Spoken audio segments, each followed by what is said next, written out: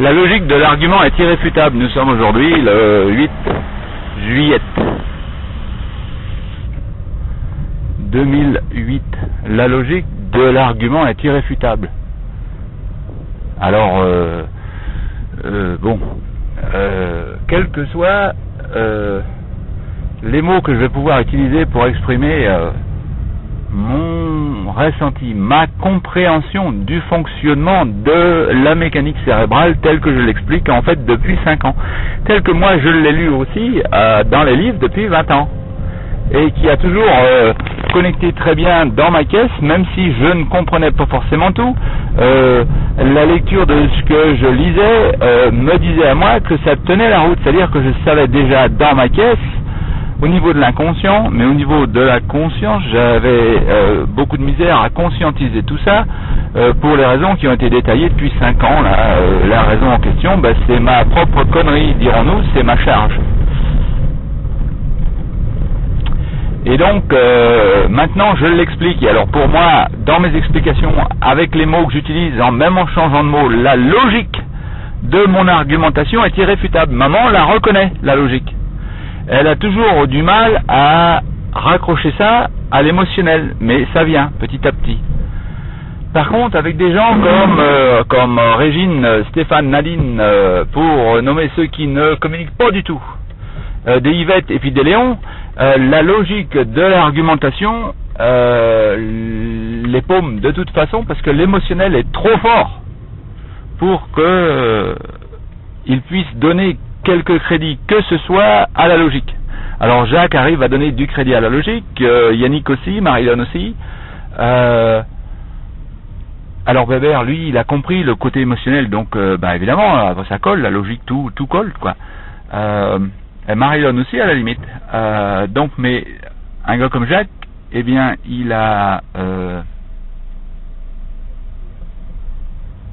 Attendez les gars, je me paume là. Il a... je vais aller directement à l'autre magasin. Je veux faire plastifier des documents. Donc la logique de l'argument est irréfutable. Alors j'ai beau dire ça à Jacques en ce qui concerne par exemple le fait que Régine n'était pas du tout concernée par aucun des messages avant le 10 janvier 2004. Ça c'est irréfutable. Parce que on peut chercher dans tous les courriers, il n'y a jamais eu mention du nom Régine. Il n'y a jamais eu une allusion quelconque à la situation de Régine. Par contre, Régine avait déjà lu des trucs au niveau de son émotionnel. Au niveau de sa décharge émotionnelle, elle avait déjà des décharges dans sa tête, émotionnellement. Si bien que après 3 mois de décharge émotionnelle, elle n'a pas pu tenir du tout. Et donc, elle nous a envoyé balader et elle a envoyé tout le monde paître. Et quelle que soit la logique utilisée, la logique avait absolument zéro bearing, comme on dit en anglais, c'est-à-dire absolument aucun support, aucun soutien, aucun contact dans son émotionnel. C'est l'émotionnel qui mène complètement Régine. C'est aussi valable pour Stéphane, c'est aussi valable pour Nadine, Yvette et Léon. Alors maintenant, c'est aussi valable pour ma femme, c'est aussi valable pour ma fille, et je dirais même, c'est aussi valable pour Alice et Victor, et David. Et donc, je me retrouve le bec dans l'eau avec toute la belle logique que je peux avoir, elle me sert à rien du tout. Parce que je peux pas toucher l'émotionnel de ces gens-là. En fait, je touche l'émotionnel. Je le touche tellement que ces gens-là veulent m'éjecter de leur vie. Voilà. Alors, c'est intéressant pour moi de le noter parce que ça me permet à moi de faire mon deuil de ma situation d'avant, de me contenter de ce que j'ai et puis de prendre une décision de route pour moi-même. Même si je dois avancer seul, c'est ok parce que je peux pas faire plus que ce que j'ai fait pour ces gens-là à ce moment-là dans le temps. Et j'ai absolument aucune garantie que ces gens-là vont aller mieux dans 1 mois, 3 mois, 5 ans, 10 ans, je peux pas du tout savoir. Parce que c'est une décision qui est propre au fonctionnement de leur mécanique cérébrale. Comme la Régine, ça fait 5 ans qu'on est après ça, et puis en 5 ans, à mon avis, elle a évolué, mais pas suffisamment pour qu'il y ait un contact qui s'établisse. Ça, c'est aussi valable pour le Stéphane, pour la Nadine, la Yvette et le Léon. Alors, maman a évolué, le contact s'est établi, et puis on est là où on est aujourd'hui avec maman. Mais alors Jacques a évolué, le contact s'est rétabli, Marianne a évolué, Yannick a évolué, Bébert bien sûr, Bébert en fait il a conduit le train avec moi, on a conduit tous les deux, là où on avait besoin, quand on avait besoin,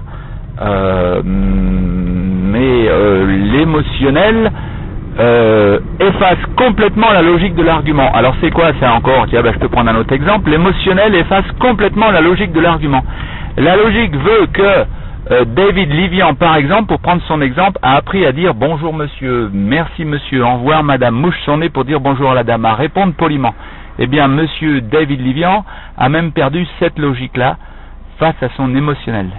Cette logique-là est complètement gorée dans les catacombes. Elle est partie au fond, comme dirait Jacques. Elle est complètement rampée parce que son émotionnel l'emporte. Et il n'y a plus moyen de faire quoi que ce soit avec ces gens-là. Et maman me reproche de continuer. Ben, je continue dans la logique de mon argumentation en remant leur émotionnel aussi. Il n'y a pas de doute qu'il y a un moment, il y a des choses qui vont se mettre en place. Mais je vais peut-être pas pouvoir attendre. Alors moi, je veux savoir tout de suite si ça doit se remettre en place ou pas, parce que de toute façon, la vie, c'est maintenant. Ça va pas être dans 5 ans, ça va pas être dans 10 ans la vie, ça va pas être dans 1 an qu'on va aller à Auschwitz, c'est maintenant. La vie, c'est maintenant. Donc, moi, je continue maintenant à ce que je fais. Et comme ça va éclairer très rapidement. Et puis moi, je peux prendre mes décisions. Et puis ces gens-là, je vais pas les perdre de vue. Je les reverrai plus tard quand ils vont être prêts. C'est pas un problème. Merci pour l'opportunité d'expression. Je suis arrivé à mon magasin. Bye for now. Tacook!